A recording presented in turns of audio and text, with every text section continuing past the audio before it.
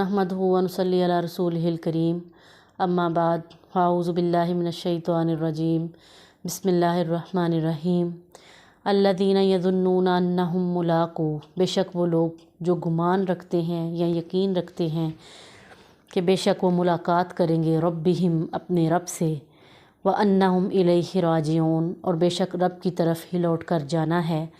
या बनी इसराइल अज़्कुरू, ए बनी इसराइल याद करो, नेमती अल्लती, उन्हीं नेमतों को, अनामतु अलैकुम, जो मैंने इनाम की तुम पर, व अन्नी फ़ज़्ज़लतुकुम, और फ़जीलत दी तुम्हें, अलल आलमीन, तमाम जहानों पर।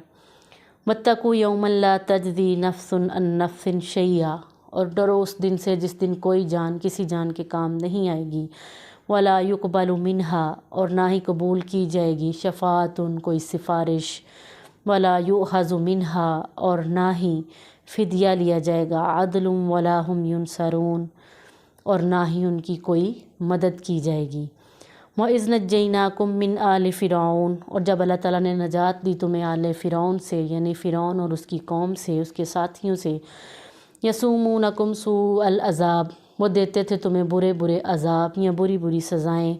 युज़ब्बिहून अबनाअकुम, ज़िबह कर देते थे वो तुम्हारे बेटों को, व यस्तह्यून निसाअकुम, और ज़िंदा रखते थे तुम्हारी औरतों को, वफ़ी ज़ालिकुम बलाउम मिन रब्बिकुम अज़ीम, और ये बेशक तुम्हारे रब की तरफ से बहुत बड़ी आजमाइश थी।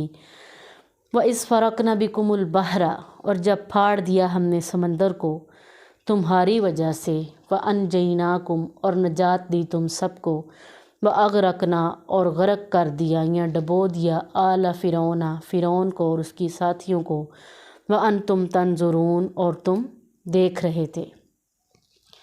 इन आयात में अल्लाह ताला कहते हैं कि बेशक वो लोग, वो मुसलमान, वो इंसान जो पुख्ता यकीन रखते हैं कि हमने एक दिन मर जाना है, हमने अल्लाह ताला के सामने पेश होना है, क़यामत कायम की जाएगी, हम उठाए जाएंगे, हमारा हिसाब किताब होगा, हमारे अमाल तोले जाएंगे, हमें जन्नत या जहन्नम का फ़ैसला होगा। तो अल्लाह ताला कहते हैं कि वो इस बात पर पुख्ता यकीन रखते हैं कि वाकई ऐसा है, तो वो क्या हैं कि वो कामिल मुसलमान हैं। यानी मुसलमान होना यही बात है ना, ईमान बिल गैब, यानी गैब पर ईमान रखना। अब देखें ये चीज़ें हमारे नबियों ने हमें बताई हैं, तो हमें क्या करना चाहिए, हमारा ईमान इतना पुख्ता होना चाहिए कि हमें ये यकीन हो कि हाँ एक दिन हमने मर जाना है, फिर हम उठाए जाएंगे, फिर अल्लाह के सामने पेश होंगे। तो अल्लाह ताला कहते हैं कि वो लोग जो यकीन रखते हैं कि वो फ़ौत किए जाएंगे, उठाए जाएंगे, अल्लाह के सामने आएंगे, तो वो क्या हैं कि वो मुसलमान हैं, हकीकी दिली कल्बी रूही मुसलमान वही हैं। तो अल्लाह ताला कहते हैं कि ए बनी इसराइल, उस वक्त को याद करो जब अल्लाह ताला ने तुम पर बहुत से इनामात किए। सबसे ज़्यादा पैगंबर भी बनी इसराइल में आए, सबसे ज़्यादा मोजज़ात भी बनी इसराइल में हुए, और सबसे ज़्यादा मसाइब भी बनी इसराइल में ही हुए। तो अल्लाह ताला कहते हैं कि उस वक्त को भी याद करो जब मैंने तुम्हें इन सब से फिर निजात भी दी, यानी इन सब आजमाइशों से, इन अजाबों से तुमको निकाला भी। और तमाम जहानों पर, यानी दुनिया में जितने भी मुसलमान आए हैं, जितने भी पैगंबर आए हैं, सबसे ज़्यादा फ़जीलत किसको दी गई, बनी इसराइल को। तो अल्लाह ताला फरमाते हैं कि उस दिन से डरो जिस दिन कोई भी किसी के काम नहीं आएगा। यानी वो दिन कौन सा है, क़यामत का दिन। सभी एक दूसरे को देखेंगे, पहचानेंगे, लेकिन कोई किसी के काम नहीं आएगा। क्यों? क्योंकि सबको यही फ़िक्र होगी कि हमारा क्या होगा। उस दिन सभी लोग भूल जाएंगे कि ये हमारी बहन है, भाई है, खामंद है, बेटा है, बाप है, कोई रिश्ता, कोई ऐसा हमसाया या कोई आपका जिगरी दोस्त भी हो। तो वो वक्त, वो दिन ऐसा है कि कोई भी किसी की परवाह नहीं करेगा। क्यों नहीं करेगा? कि वो दिन ही ऐसा है। उस दिन, वो दिन कौन सा है? क़यामत का दिन है। शिफ़ाअतुम वला युअख़ज़ु मिन्हा अदलुम, जिस दिन ना किसी की सिफारिश चलेगी, ना कोई किसी को पैसा देकर साथ मिलाएगा, ना कोई किसी को ये कह सकेगा कि सारी जायदाद ले लो, सब कुछ ले लो, हमें यहाँ से निकालो। दुनिया में तो हम इस तरह कर जाते हैं ना, पैसा दे के जान छुड़ा ली या 2 नंबरी करके जान छुड़ा लेते हैं।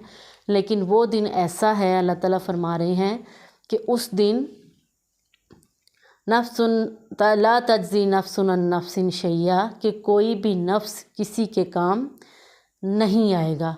حضرت عائشہ رضی اللہ تعالیٰ عنہ نے جب نبی اکرم صلی اللہ علیہ وسلم سے یہ بات سنی تو انہوں نے فرمایا کہ اللہ کے نبی کیا ہم بھی انہی لوگوں میں شامل ہوں گے؟ تو اللہ کے نبی نے فرمایا ہاں عائشہ، وہ دن ایسا ہے کہ کوئی بھی کسی کی پرواہ نہیں کرے گا، سامنے کھڑے اپنے حقیقی رشتوں کو بھی کوئی نہیں پوچھے گا، کہ وہ دن اتنا سخت ہے۔ اللہ تعالیٰ ہمیں اس کی سختیوں سے بچائے۔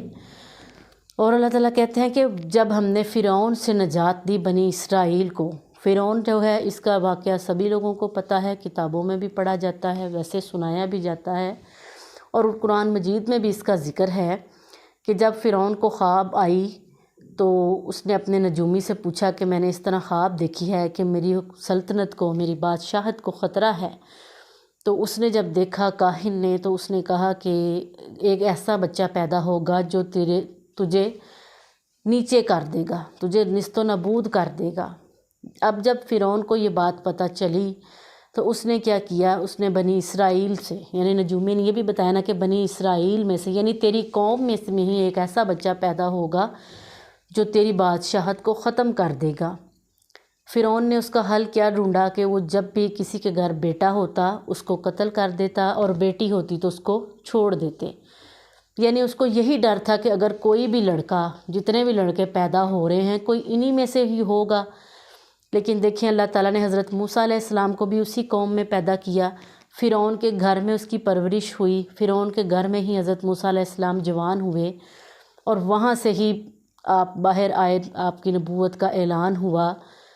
تو اللہ تعالیٰ نے کیسے اتنے مشکل حالات میں بھی، یعنی جب وہ لڑکوں کو قتل کر دیا کرتا تھا، لڑکیوں کو زندہ رکھتا تھا، تو اللہ تعالیٰ نے جو کام لکھے ہیں، جو اللہ تعالیٰ نے لکھ دیا ہے پہلے ہی ہونا وہی ہے۔ تو اللہ تعالیٰ نے کیا کیا کہ اب دیکھیں فرعون کے تو وہم و گمان میں بھی نہیں تھا کہ جو بچہ میرے گھر میں آیا ہے وہی میرا دشمن ہے۔ اللہ تعالیٰ نے اسی گھر میں حضرت موسیٰ علیہ السلام کی پرورش کا انتظام بھی کیا، جوانی کا انتظام بھی کیا، اور فرعون کو غرق کرنے کا انتظام بھی اس کے اپنے ہی گھر میں ہوا۔ تو اللہ تعالیٰ کہتے ہیں کہ یہ ایک بہت بڑی آزمائش تھی بنی اسرائیل کے لیے۔ ظاہری بات ہے کون انسان چاہے گا کہ اپنے چھوٹے سے بچے کو جو بھی پیدا ہی ہو اس کو قتل کر دے؟ کوئی بھی نہیں چاہے گا، چاہے وہ جیسے بھی ہوں۔ لیکن اولاد ایک ایسی چیز ہے کہ کوئی ماں باپ بھی ان کے بارے میں ایسا فیصلہ نہیں کرتے۔ تو اللہ تعالیٰ کہتے ہیں کہ یہ ایک بہت بڑی آزمائش تھی جس میں سے اللہ تعالیٰ نے آپ سب کو نکالا، کس کے ذریعے؟ حضرت موسیٰ علیہ السلام کے ذریعے۔ اور پھر اللہ تعالیٰ نے فرعون سے آپ کی جان کیسے چھڑائی کہ سمندر میں 12 رستے بنا دیے۔ ان رستوں سے جب حضرت موسیٰ علیہ السلام اپنی قوم کو لے کر گزر گئے تو جب فرعون جب آدھے رستے تک پہنچ گیا تو بنی اسرائیل بہت زیادہ خوف زدہ ہو گئے کہ یہ تو ہمارے پیچھے آ رہا ہے، تو آج تو ہم جو بچے کھچے رہ گئے ہیں یہ بھی نہیں رہیں گے۔ لیکن حضرت موسیٰ علیہ السلام نے ان کو حوصلہ دیا، صبر کی تلقین کی، اور جب فرعون اور اس کی قوم آدھے رستے میں آ گئے تو اللہ تعالیٰ نے لہروں کو کیا حکم دیا کہ مل جاؤ۔ سمندر کا پانی آپس میں مل گیا، وہ رستے ختم ہو گئے۔ تو کیا ہوا کہ فرعون اور اس کی قوم غرق ہو گئی، اور باعث عبرت کے لیے فرعون کی لاش کو سمندر نے اٹھا کر باہر پھینک دیا۔ کس کے حکم سے پھینکا؟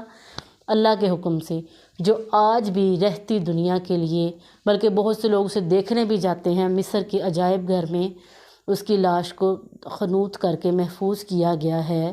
وہ ہمارے لیے ایک عبرت ہے۔ یعنی دیکھیں اب وہ اتنا بڑا بادشاہ تھا، اتنی دیر اس نے حکمرانی کی، لوگوں پہ ظلم بھی کیے، اچھے سلوک بھی کیے، ہر چیز اس کی دسترس میں رہی، لیکن انجام کیا ہوا کہ وہ اپنے آپ کو پانی سے ہی نہیں بچا سکا۔ تو آج کے دور کے لوگوں کے لیے یہ چیز سمجھنے والی ہے، بہت بڑی نصیحت ہے ہم سبھی لوگوں کے لیے کہ اللہ تعالیٰ نے ساری دنیا کے سامنے، یعنی اس وقت کے جو لوگ تھے انہوں نے دیکھا، بنی اسرائیل نے دیکھا، حضرت موسیٰ علیہ السلام نے دیکھا کہ کیسے اللہ تعالیٰ نے اس کو غرق کیا اور پھر اس کی لاش کو باہر پھینک دیا۔